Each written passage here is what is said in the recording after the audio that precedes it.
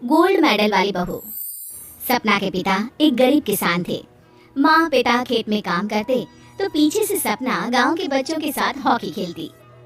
एक दिन शाम को सारा दिन खेलती रहती है, ये नहीं कि छोटे भाई को संभाले। माँ पता है, मैंने आज हॉकी में पास के गांव के लड़कों की टीम को हरा दिया। अरे वाह वाह मेरी बेटी, शाबाश। ये लेकर रुपया, जा जाकर टॉफी खा ले। सपना खुशी से पिता के गले लग जाती है और बाहर चली जाती है। अरे तुम इसको बिगाड़ रहे हो, मैं ना इसकी शादी ही करा दूंगी। ऐसा कैसे शादी करा देगी? हाँ, अभी तो उम्र खेलने की है। माँ बड़बड़ करती वहाँ से निकल जाती है। लेकिन शाम को उन लोगों के घर कुछ लोग आते हैं। अरे राम सुखिया, जरा ये तो बतलाओ सपना के बारे में क्या सोचा है? अरे क्या सोचना है मास्टर जी, पढ़ रही है, जितना पढ़ सकती है पढ़े, फिर शादी करवा देंगे, कोई अच्छा सा गांव का ही लड़का देख लेंगे। अरे तुम तो उसके पिता हो, तुमको कुछ नहीं पता? माँ घबरा जाती है।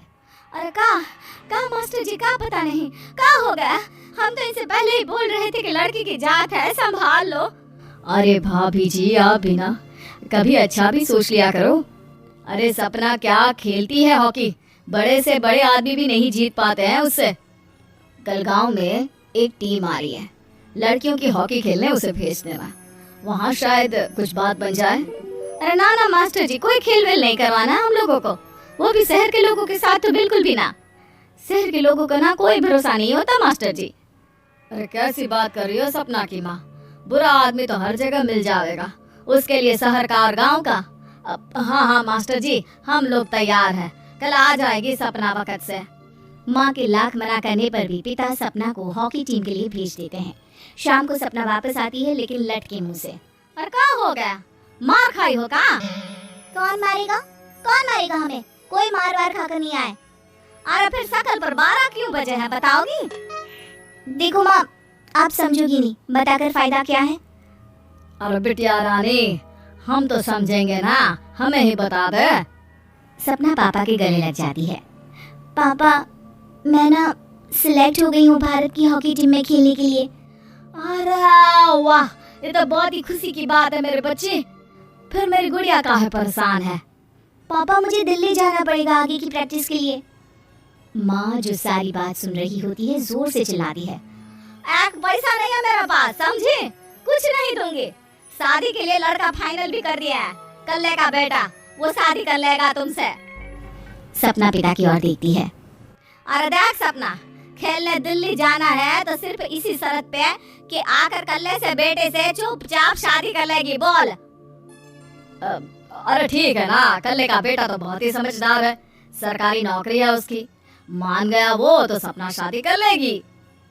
सपना भी धीरू, जो कि कल्ले का बेटा था, उसे जानती थी।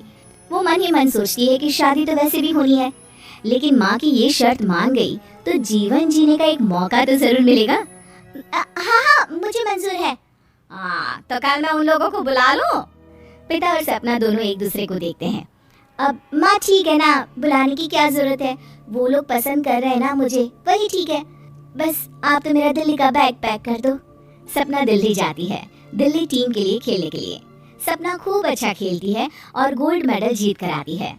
जब वो गांव आती है तो उसका जोरदार स्वागत होता है। हर कोई सपना सपना चिल्ला रहा होता है। और सपना के पापा, तुम्हारी बेटी ने तो गांव का नाम रोशन कर दिया है। गांव की तरफ से तुम लोगों को गांव में पक्का मकान और सपना को परिषद में पक्की नौकरी देने के लिए हम तैयार हैं। अरे वाह वाह, पक्का मकान, ये तो बहुत अच्छी बात है, लेकिन सपना की नौकरी नहीं चाहिए हमें। हाँ, कैसी बात कर रही हो सपना की माँ? लड़की की नौकरी रहेगी तो अपने पैरों पर खड़ी रहेगी, किसी के आगे झुकने की जरूरत ना पड़ेगी। अरे चुप रहो, हम तो नौकरी ना करते हैं, पर मजाल है कि किसी के आगे झुके हो। ना ना, हमारी बेटी नौकरी नहीं करेगी। पिता लाख समझाते हैं लेकिन माँ नहीं मानती। और फिर वो दिन भी आ जाता है जब सपना को अपने कहे अनुसार लड़के से शादी भी करनी पड़ती है, ससुराल में। ए बहू, तू रोज रोज सुबह कहाँ जाती है? घर का सारा काम निपटा कर कहाँ भागती है? माँ का घर तो पास ही है, वहीं निकल जाती है क्या? नहीं माँ जी, मैं हॉकी खेलने जाती हूँ, मुझे खेलना पसंद है। खेलना पसंद है?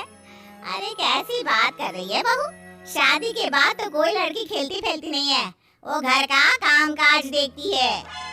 सपना कुछ नहीं कहती। वो एक रोज कमरे में अपनी अलमारी ठीक कर रही होती है कि तब सुनो, वो जो लटक रहा है ना, क्या बोलते हैं उसे? मेडल? सपना पति की बात सुनकर खुश हो जाती है, उनके पास जाती है। मैं सोच ही रही थी कि तुमने कभी पूछा क्यों नहीं।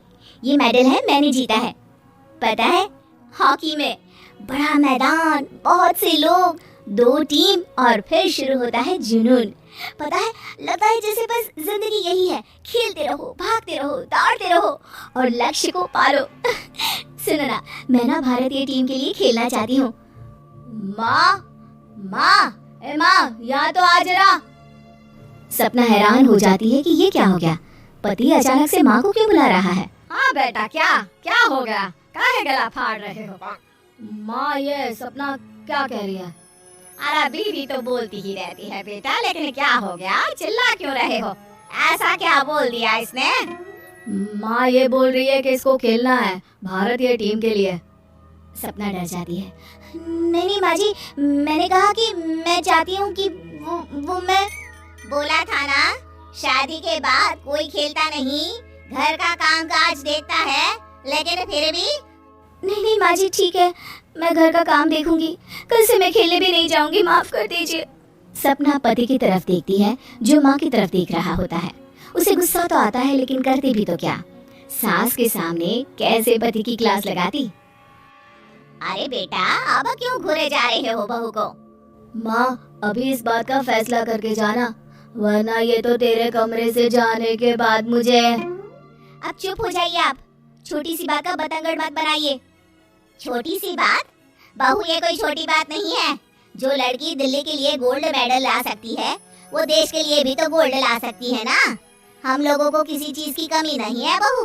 घर का काम तो कोई भी कर लेगा, लेकिन देश का नाम रोशन करने के लिए सपना चाहिए। जा बहू, तेरी ट्रेनिंग का सारा इंतजाम तेरे पति ने कर दिया है। जा खेल और देश का नाम रोशन कर। सपना की आंख में आंसू आ जाते हैं। वो सोचती है कि बेटियों को मायके के साथ अगर ससुराल में भी सहयोग मिले तो ऐसा कोई काम नहीं जो वो नहीं कर सकती है।